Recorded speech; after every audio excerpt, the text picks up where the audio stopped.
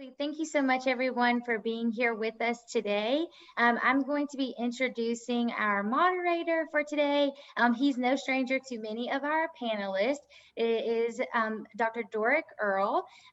He is the visiting professor of practice for corporate communication and public affairs in the Meadows School of the Arts here at SMU. He has 35 years of experience as a global consultant working in both large and small multi-million-dollar organizations all over the world.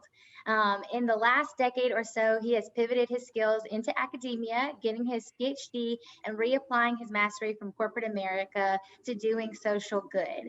He's writing more about that in his new book, How to Reinvent Yourself for Good, a guidebook for creating yourself as a social entrepreneur.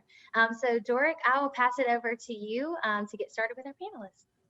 Thank you very much. And one thing, there's probably a lot of candidates on the panel that I need to put in the book for sure. So I'm very happy to be here. There's a lot of tremendous energy to do good, even under the pall, if you will, or the pall of the pandemic. So it's my pleasure to welcome Chad Hauser, Darren Babcock, and ideally Dom Dominguez and Brad Boa. Before I get started though, because I am an academic, I need to put a little context here.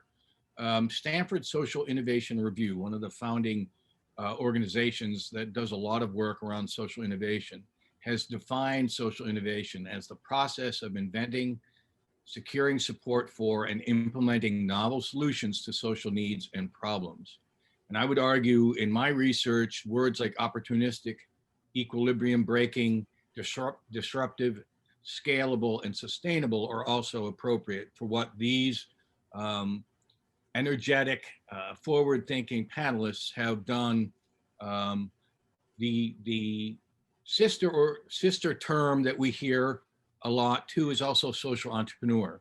And Stanford Social Innovation Review goes on to say the social entrepreneur aims for value in the form of large-scale transformational benefit that accrues either to a significant segment of society or society at large. Unlike the for-profit entrepreneur, the value proposition that assumes a market can pay for the innovation and may even provide substantial upside for investors, the social entrepreneur value proposition targets the underserved, neglected, or highly disadvantaged population that lacks financial means or political clout to achieve this transformation benefit on their own. So that's really the essence of what these organizations are striving to do, is the value proposition to underserved communities, particularly around the food insecurity. So I'm going to ask each one of them to do, I'm sure their well-practiced elevator pitch to us to get started. And Chad, welcome. Chad Hauser of Cafe Momentum, welcome. If you would kick us off with a 30-second or a minute about your essence. I know it's hard, you do a lot, but give it a shot. Sure. Thank you very much for having me. My name is Chad Hauser, and I'm a chef and restaurateur by trade. In 2015, January 2015, I opened a restaurant in downtown Dallas, a nonprofit restaurant called Cafe Momentum. And to this day, we've been consistently ranked as one of the top restaurants in Dallas since the day we opened. And we take a lot of pride in that because it proves that our staff can and will rise to whatever level of expectation is set for them, as long as we're giving them the tools and resources and opportunity to do so.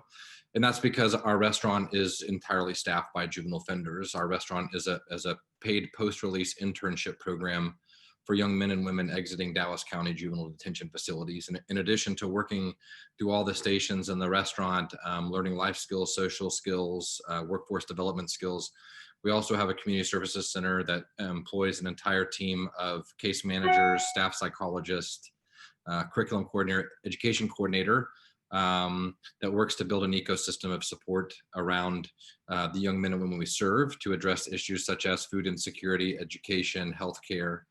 In fact, a year ago, we launched our very own high school. And to date, we have 14 graduates from our high school, most of which are college students. None at SMU, but one day.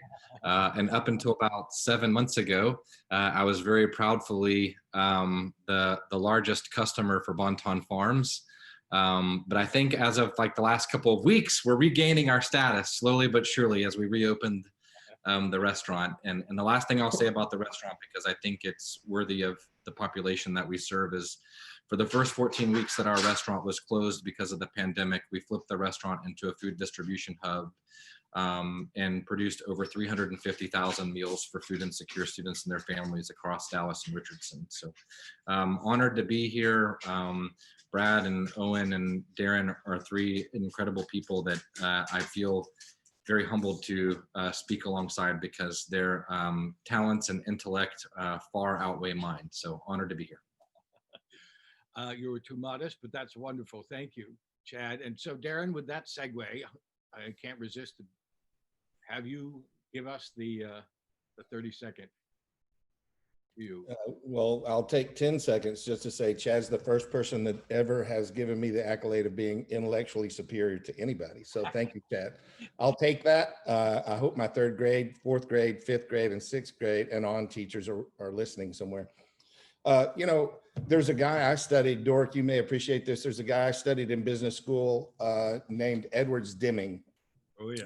And Edwards Deming has a statement that really stands out to me as it relates to the topic today. He says, every system is perfectly designed to get the results it gets. We have a system that was created in our country that has separated and segregated people, mostly people of color, from the mainstream parts of our cities. And as a result of that, we have a system that creates deserts. And one of those examples of a desert is a food desert. But the thing that I would be remiss not to mention is that sometimes we become hyper-focused on an issue and a sexy issue, and food is one of those things. But I think it's really important, because we're masters of hitting the bullseye of the wrong target, to mention that this is a bigger issue than food. Food is a symptom of a larger problem, and it's an important part of it. And so I won't take it off topic and talk about all the other things today, but the word farm means to grow or cultivate. And we first fancy ourselves as people farmers. We grow and cultivate people, and the vehicle of food may be, or is arguably, one of the most powerful vehicles for that ever. Food and music have this magical power to unite people, to heal people, to bring people together. And I can only attest to the magic of what I witness every day, of seeing the impact that people that come to us from the margins of society, like Chad mentioned, he refers to his kids as, the people refer to the kids he serves as throwaway kids. We certainly don't affirm that. The people that we serve are men and women coming out of extraordinarily difficult circumstances, from incarceration to human trafficking and everything in between. And when the people we serve come to us with this bundle of needs, and there's something about food, of planting a seed in a soil, that seed needs them every day to nurture that soil. And almost immediately, the sense of being needed opens space up to heal and to grow. And so we see this as an amazing opportunity, not only to improve the quality of our environmental concerns, with the average fruit and vegetable coming from 1,500 miles away, not very great carbon footprint for our environment, to healing people that are left out, to resolving food insecurity issues in inner cities for segregated parts of our city that are separated from others, and from providing an environment that's healing and conducive for people to grow and overcome some of the challenges they may have faced in their lifetime. Thank you very much. That's a good context. Way more than 30 seconds, and I'm sorry. No, well, the problem's bigger than 30 seconds too, so I appreciate your. Dork, you might have some audio issues. If you could but you're a little bit quieter. For me? We can hear you just a little bit. Hmm. That's all right. We'll go ahead with the next. Yes. So Dominic Dominguez, how are you? Dom's here. Yep. So why don't you? Hello. Well, thanks for having me, y'all. I do appreciate it. My name is Dominic, and I am the Chief Operating Officer of a 501c3 nonprofit in San Antonio, Texas. That nonprofit is called Gardopia Gardens. And we are 5 years old, and we exist to educate individuals about leading healthier lifestyles through garden-based learning. Education really is what we do, and it's the strategy behind our 4 core programs. We do a garden-based learning program where we teach individuals at schools, in the community. We do different workshops for residential, commercial sectors. We also do a garden volunteer program where people can come to our micro farm and learn the ins and outs of gardening. We have a farmer's market, which really works as a educational output where we can keep giving that information that's most relevant and evidence-based to our community. And lastly, we have a build a garden and optimization program where we go and we build gardens for residential, commercial, and schools, as well as government agencies as well. So pretty robust. We made some headway. On a side note, I'm also the recipient of the Clinton Global Initiatives Award. I have a project moving forward right now, which is a microgreens eatery and mushroom education lab. So we can talk more about that a little bit later, but thank you all so much for your time and really happy to be here. Welcome. Thank you for joining the gang. And last and not least, closest to my heart, Restorative Farms, Brad Boa. Why don't you share with us a little bit about Restorative Farms, Brad? Thank you, Doric. I'm going to leave the mask on. I'm sitting next to my friend and co-founder of Restorative Farms, Owen Lynch. And as you all know, we founded Restorative Farms in 2017, kind of standing on some of the points that were made earlier. Food deserts are, in fact, resource deserts. And we recognized that there was an opportunity to use food as a way to mitigate some of those issues. And so our objective is to create sustainable urban farms, to create jobs and community change. And we're sort of looking to achieve what we call the holy grail of an urban farm. 3 things. 1, to grow food that's affordable and otherwise accessible to the community, to create learning and employment and educational and leadership opportunities, and create a business that can pay for all those things by the product it produces. So behind us is Hatcher Farm, which is somewhere between 1/3 and half an acre that DART gave us to create that sort of urban farm and create a template and a training place to show other people how they can do it.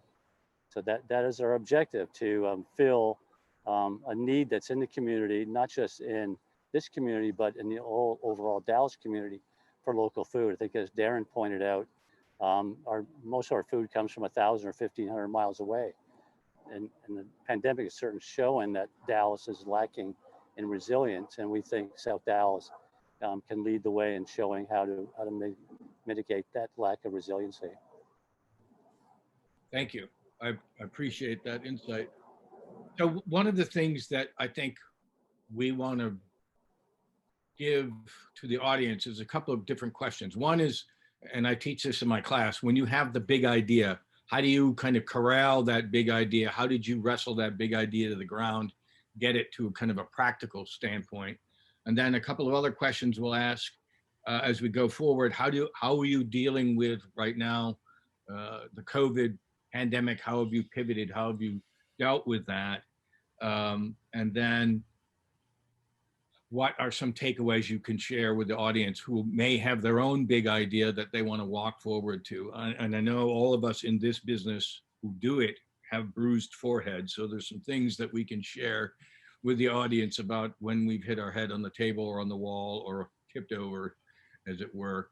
Chad, why don't you share with us a little bit about that epiphany, big idea? Or was it a slow burn, or how did you get to that moment where you said, this is something I need to do?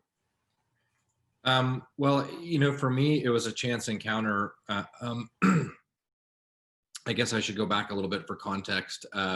I bought into a restaurant in the uptown area of Dallas in 2007. In spite of the economic recession, I was able to grow the business by almost 40% my first year of ownership, and have been nominated as best up and coming chef in Dallas, and really thought that I was hitting that takeoff point of my career. All the hard work had paid off, and now I was getting awards and thought I was going to own a restaurant empire. And it was a year into ownership that I was volunteered to go teach 8 young men in juvenile detention how to make ice cream for an ice cream competition at the Dallas Farmers Market. And it was the moment that I met these 8 young men that I experienced a great deal of shame, because I realized the moment that I met them that I had stereotyped them before I had ever met them.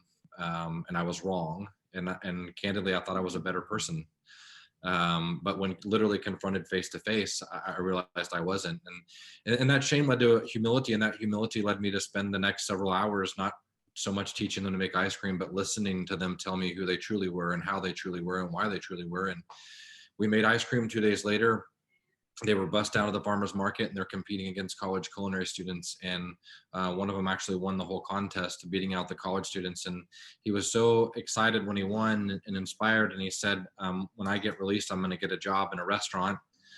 He did ask me whether he should apply to work at Wendy's or Chili's. To which I responded, heeding the advice of my father, told him whoever hires you first and whoever pays you the most money second. You know, I was so excited, and then I drove home, and this realization came to me that, you know, on the surface, you know, he's never going to make it to a Wendy's or Chili's, because he's going to go back to the same house, same street, the same neighborhood, the same poverty, the same schools, all of these things that had led him on a path to detention. But as I began to become a little bit more reflective and thinking about 16-year-old me and 16-year-old him, I realized that for both of us, our lives were dictated by choices that were made for us before we were ever born. Because the color of our skin, because the socioeconomic class that we were born in, because the part of town that we were born in.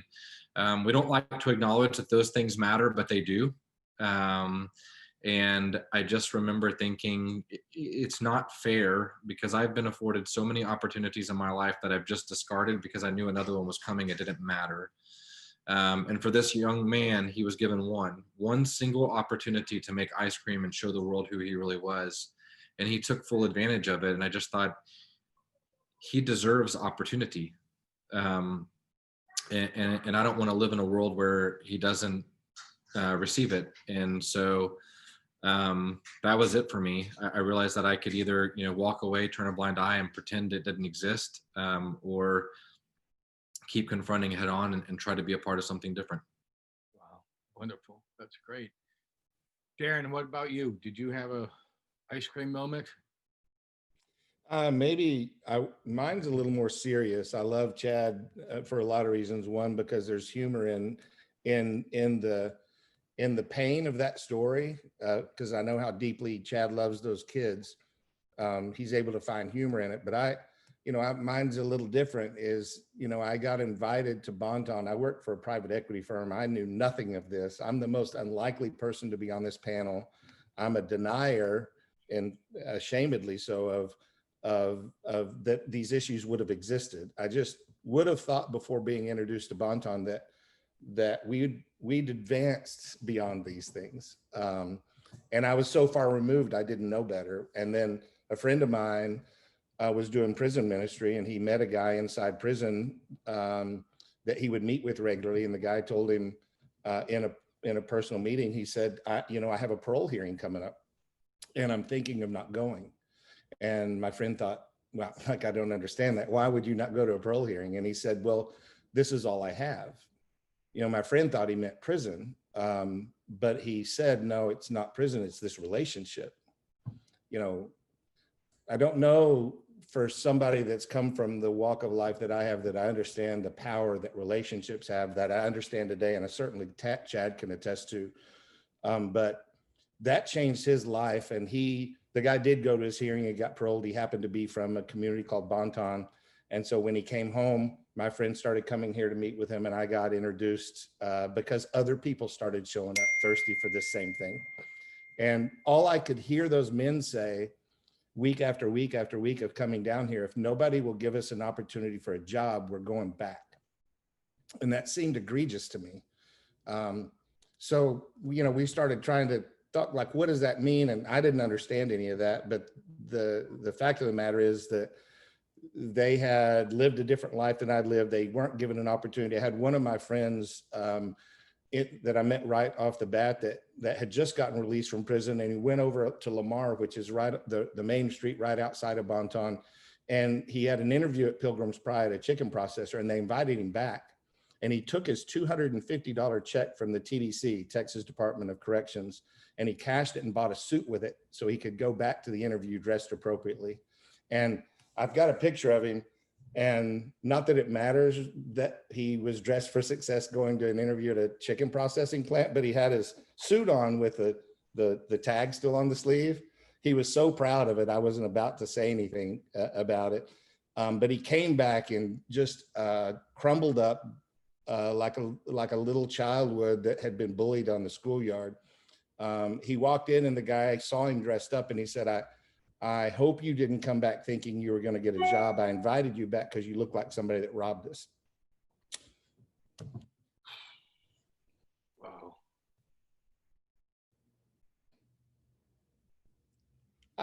I don't know. Sorry. I don't know. I've never experienced something like that. So I don't know what that feels like, but I can just tell you I sat with him and watched. And I don't ever want to experience that again. And I think Bonton Farms was born out of this desire to just see people have a chance. Like Chad said, just people have a chance. And, you know, we started working together to clean up our neighborhood and to build resumes around things that take no education or experience to do, because most of the people we serve were lacking in those areas. But there's value in things that we can choose to do. You know, there's value in having a good attitude. There's value in being a problem solver. There's value in showing up on time. There's value in being a good teammate. And so we started working to clean up our neighborhood to measure ourselves of, can we do those things? And almost immediately people started calling in sick. And I'm like, you can't do that. If you want a job, you've got to be dependable. You've got to show up. But much to my surprise, they weren't sick like I thought. They were chronically ill, you know, diabetes and dialysis, which I'd never heard of. I was 47 when I came here. I'd never heard of dialysis before. Now it's like a part of my everyday language. I can't go a day without talking about dialysis. In Bonton, we suffer from more than double the rate of cancer and stroke and heart disease and diabetes and childhood obesity than the county that we're in. Men in our neighborhood will live 11 years less than men in Dallas County, and we're in the middle of that. And it's really two things. There's two things that can be controlled. We're not genetically inferior. There's nothing that can be related to except the stress of the life that we live in the inner city of being left out and the lack of access to food.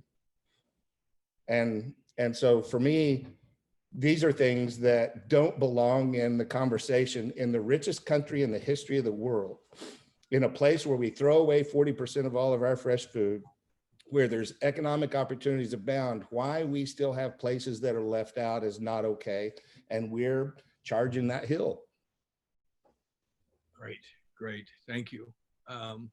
Dominic, what about you? What hill are you charging? What really got me was the number one killer, one of the top killers in the world, and that is cardiovascular disease. And just in 2017, I believe it killed 17 million people. It's cardiovascular disease followed by cancer and then respiratory illnesses. And so cardiovascular disease, more specifically diabetes. I'm from San Antonio, and San Antonio, if you look at some of the reports from the Bexar County Health Collaborative, in 2014, they indicated that they projected 71% of the entire Bexar County population was either overweight or obese. And so when we think about kind of the health implications that come from that type of lifestyle, it's really indicative of the food that we eat. And then the sedentary lifestyle that can be kind of incorporated with it. So when thinking about those particular needs, one thing that was very close to my heart was this idea of horticulture and gardening. So being able to find a spot specifically in San Antonio where people can go and they can get educated. I believe that education is something that really changes the cycle and the trajectory of people in this world. So when we are educating young children, especially at a young age, when we're educating anybody, all ages, we are creating larger justice for people to change the systems that are in place. So the work that we've done, we've really come to milestones in making sure that that idea of education stays at the forefront of our minds. Great. Thank you. That's great. Brad, what was the epiphany for you? And you've got your co-founder right next to you, so you can nudge him and agree on what the epiphany was. I'm going to let Owen share part of the answer, but remind me to wear sunglasses when I'm on a panel with Darren again. So when we're tearing up, but you know, I've had a long interest in regenerative agriculture, but I was reintroduced to the term food desert and what it meant maybe 6 years ago. And people say, why do I do this? And I often say because of the voices in my head, but it's not entirely untrue. The voices in my head tell me there's something I can do about it, and I have talents that we can apply to that. And I also recognize we have finite amount of resources, and so it became my quest to find out about food deserts, find out people who are really doing things about it, and find out things that can really make an impact. And of course, when we talk about urban ag in Dallas, Bonton comes up first. And I met Darren 5 or 6 years ago and learned a lot from him, and started meeting lots of people. There are a lot of people talking about it, and there's a few people walking the talk. And I met a number of those people. People are on this panel. And then my co-founder, Owen Lynch here, he and I had similar thoughts. And we knew that we could make 1 + 1 equal 3 by putting our thoughts and talents and resources together. So I'll pass the microphone to Owen.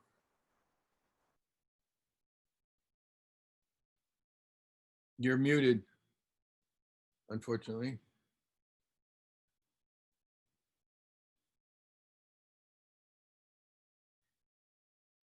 I can take There you care of go. things. There you go. You hear me now? Yep. Okay. So I have a strange echo, so I'm going to make it quick. But I think what for me is I just got tenure, and I was in a position where I finally could look up over the trench and say, how can I? Whoops. You dropped again.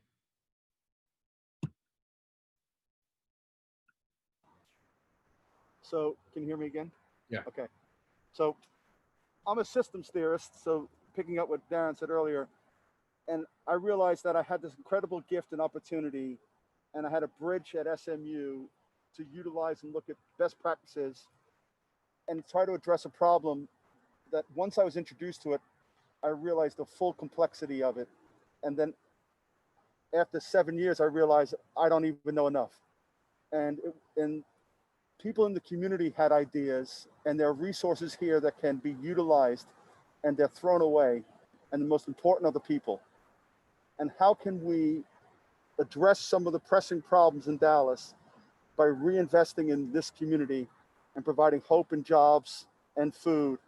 And it's become just basically a mission of mine to look at where the weak points are in the system and try to address those barriers so that people can enter into the workplace with dignity. And the people behind me working are doing the real work. But you know, a year ago, this farm wasn't here, and the 3 jobs that are here right now weren't here, and the training opportunities weren't here, and the food going to the community wasn't here. And we have to create something that can be scaled. So this is just one of the things, because there's half of this community is lots that are not being utilized, and 27% of the community are unemployed who are actively looking for work. And we can provide that bridge. And with people like Brad's knowledge, people like Doric, and food is just a perfect access point, but it's so much bigger than food. So that's why we do it. Doric, this is really interesting. This 1 + 1 = 3, because, you know, I'm thinking from our conversation before this, well, how do you make it happen, right? You know, you have this catalytic or this transformational moment, but how are you making it happen? The implementation, the action. I wondered if you Yeah, could. so that's where I was going to go next. Part of the importance of what you're doing and what I share with my students is if you don't engage the beneficiaries, if you're not completely engaged with the community and integrated completely with the implementation with them, oftentimes it just doesn't happen. So Brad and Owen, I'd like to start with you. How are you engaging the community? How's the community embracing this? You know, 18 months ago, that was an empty lot that DART had just scraped for their train station. How are you engaging the community? Because, you know, oftentimes we come into the community with great intentions and we're not well received for many good reasons, 100 years of bad faith, for instance. So how are you engaging the community so that you can implement this? Well, the first thing we did was we worked with the community and designed a solution. And so I talked with Tyrone Day, who's our other partner who's working back there. And one of the things we realized is that there's so many gardens in South Dallas and Dallas as a whole that weren't productive because they didn't have the seedling access. They didn't know what to do. So that seemed to be an entry barrier. So we decided to put that in a community center, so it was accessible to the community to learn and have access to. And then keep turning up. And I know Darren, and I know Chad, and I know Brad, and I know you. And the one thing I'd say is all of us get, sometimes people throwing stuff at us, but we know why we're doing it. And we're doing it for the right reason. And people work with us know we're doing it for the right reasons. And you just got to keep going. And there are times when it doesn't feel like it's the right thing to do, but because it's not working, or you get a barrier.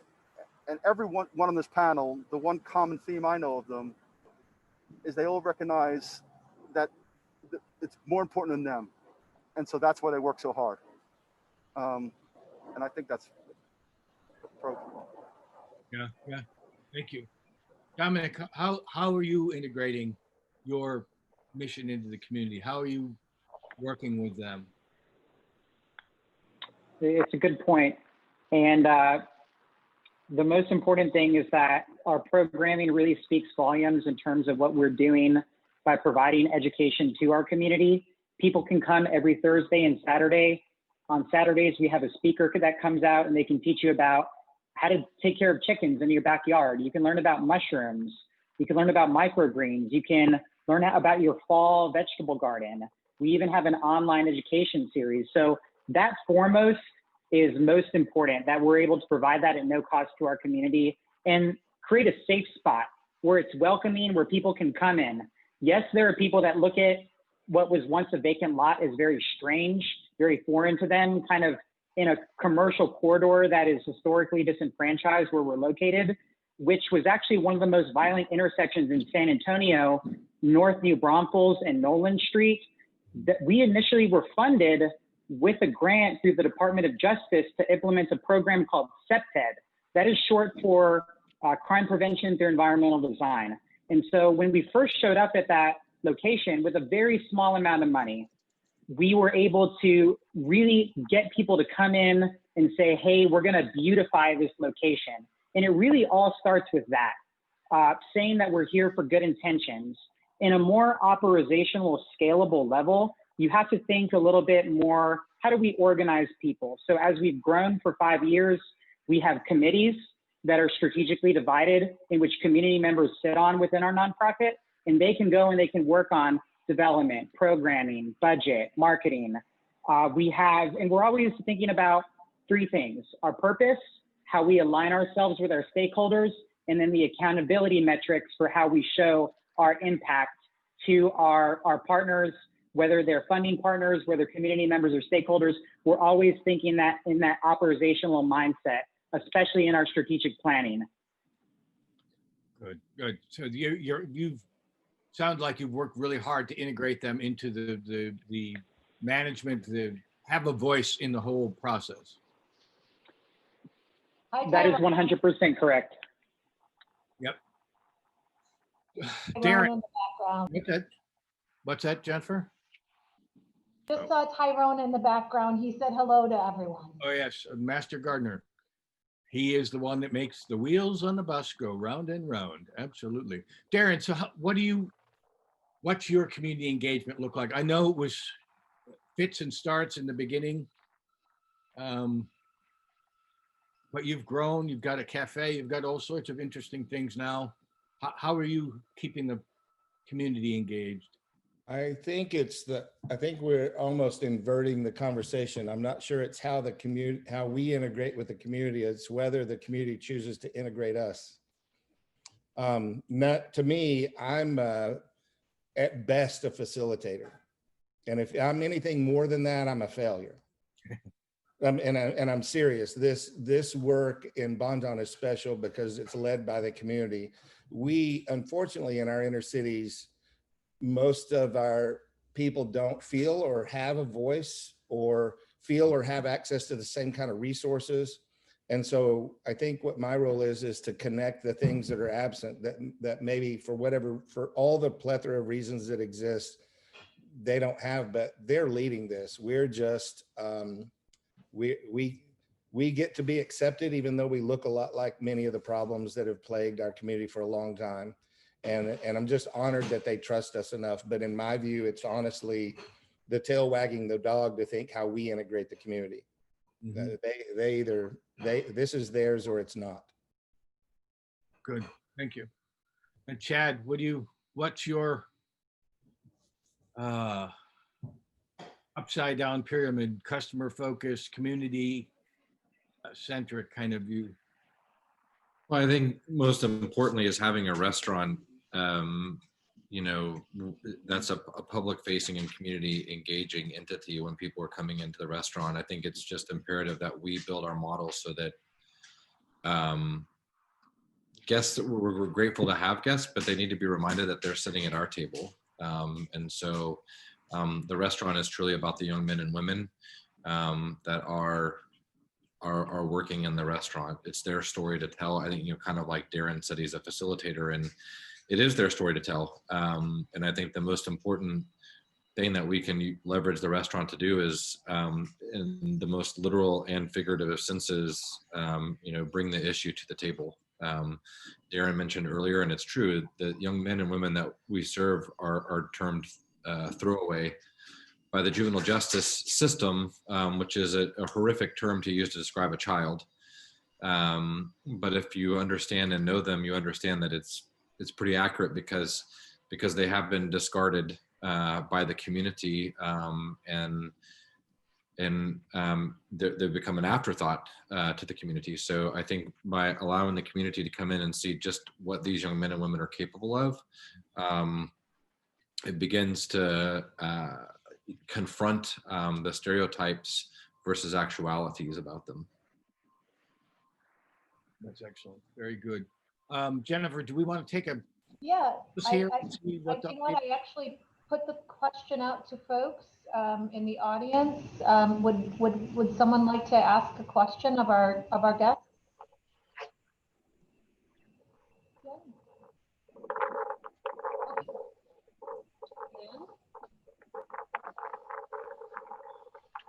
Okay, well, go ahead and put it in the chat.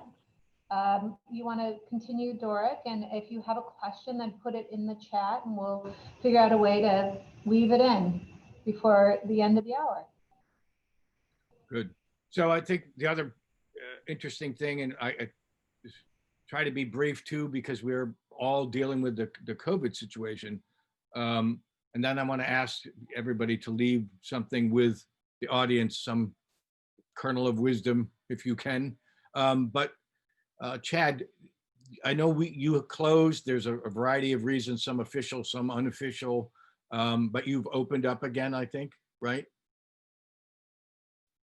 Yes, sir. We reopened about a month ago. We're not following the state 75% capacity. We're at about 40% right now, with so many different changes in new kind of protocol and processes around COVID. We're just kind of taking our time and making sure to continue to provide a safe environment for our kids and for our guests. So we're at about 40% capacity, but we also integrated the 3 words I never thought I would ever use in my career: meal delivery service. So we've signed up with Favor and DoorDash, and then we also launched a retail line about 6 weeks ago that's been doing really, really well. And in fact, got picked up by Foxtrot Markets and will be carried in their stores in the next couple of weeks.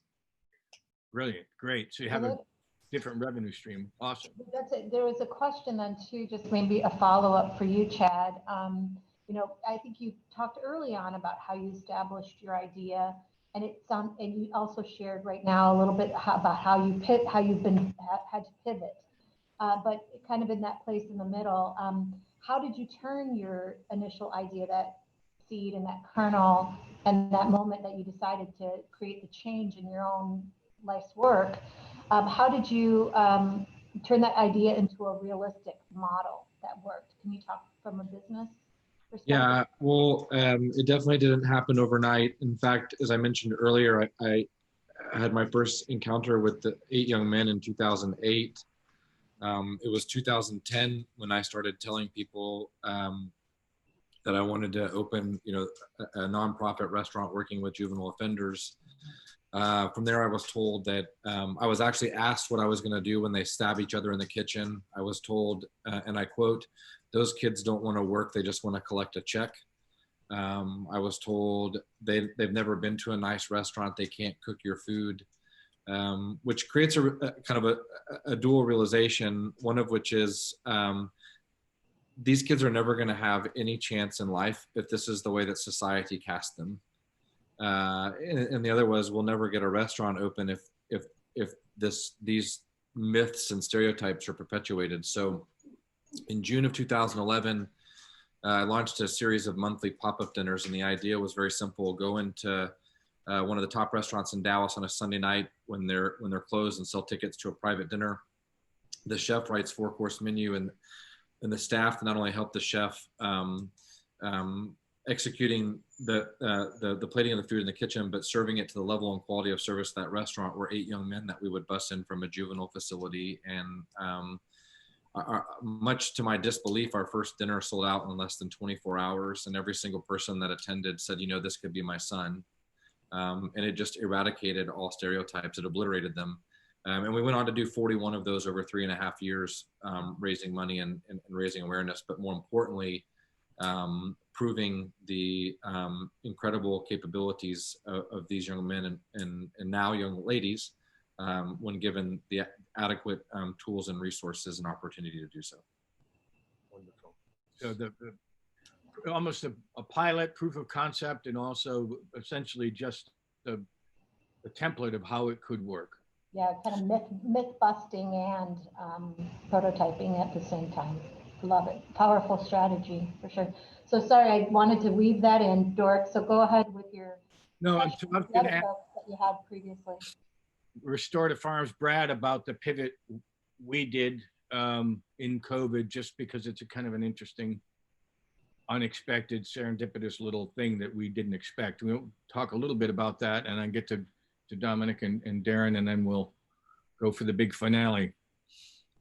Well, I think we've come to understand COVID better than when it really became quite evident in March. And some of our plans were put off because of concerns of keeping people safe and out of harm's way. And there's kind of a fold-up box that Big Tex Urban Farm had used to grow on their parking lot. And these things are used in Europe a lot. And they create, in Big Tex Urban Farms scenario, a 4-foot by 4-foot by 15-inch kind of raised garden. And they fold up and they're very portable.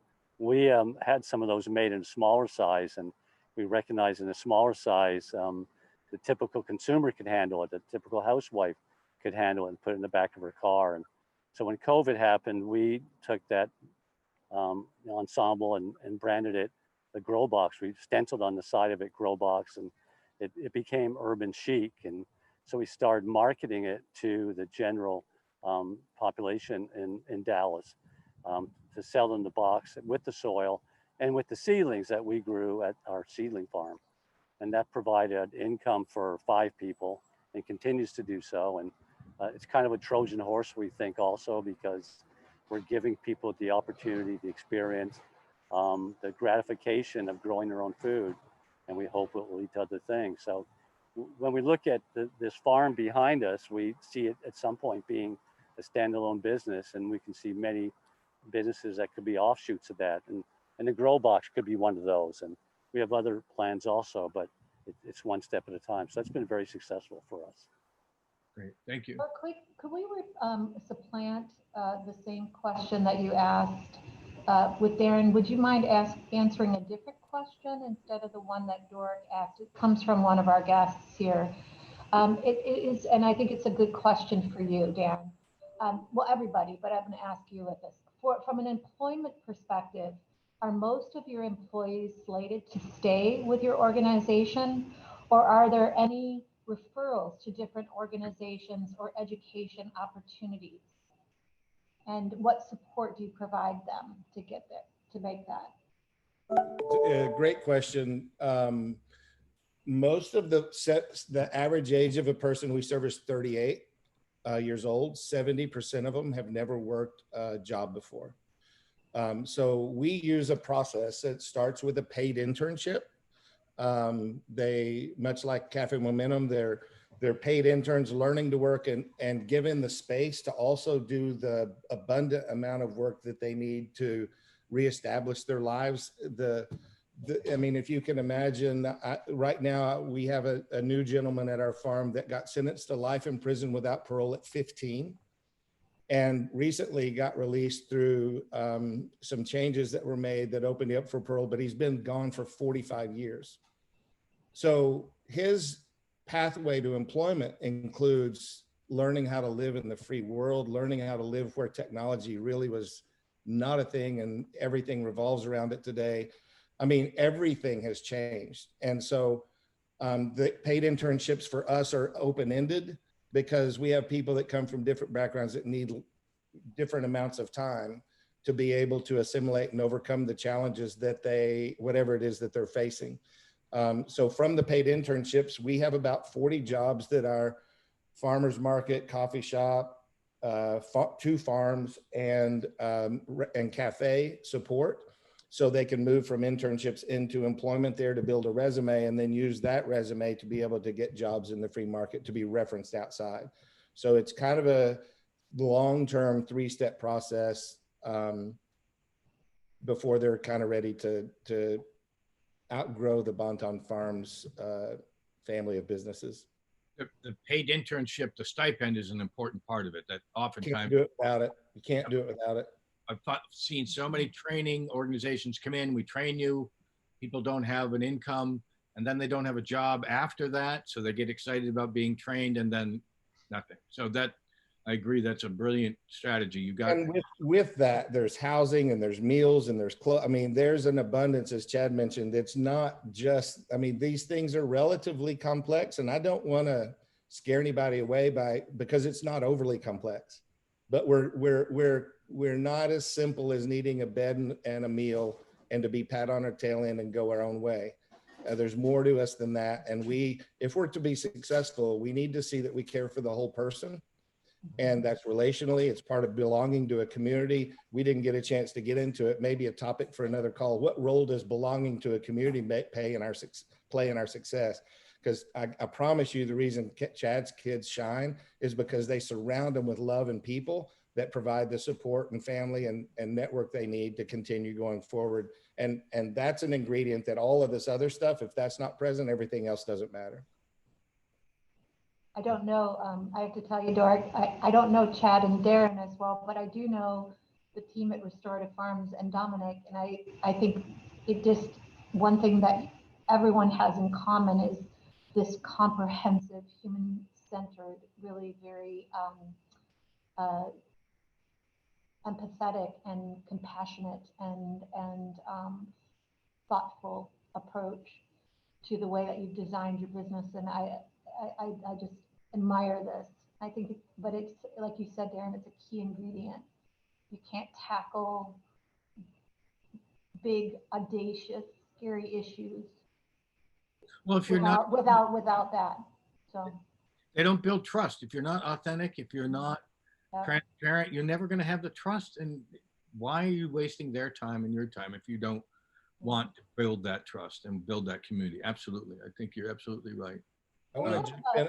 I want to jump in and say one thing to that point is that using the analogy of the farm, if you take a seed and you put that seed on a crevice in this table, and I have this window behind me and it gets sunlight, and if I were to put a little cotton ball there that kept it moist and just made sure it had sunlight and adequate moisture, when would I be able to come back and say it's a carrot seed? When would I be able to come back and harvest that carrot? Never, right? Because that seed, while relatively simple, needs certain things. There's an ecosystem of things they need. Chad always talks about the ecosystem of support. Without sun, soil, and water, that seed will not have a chance of becoming what it's supposed to be. And if we don't do holistic, well thought out solutions, we can do job training all we want, and I promise you we're creating more damage than we are answers, because when it lets them down, when they get to a certain point and they're not able to actually climb out and get on top, they wind up becoming less optimistic. That's not even the right word. It's just absent of hope.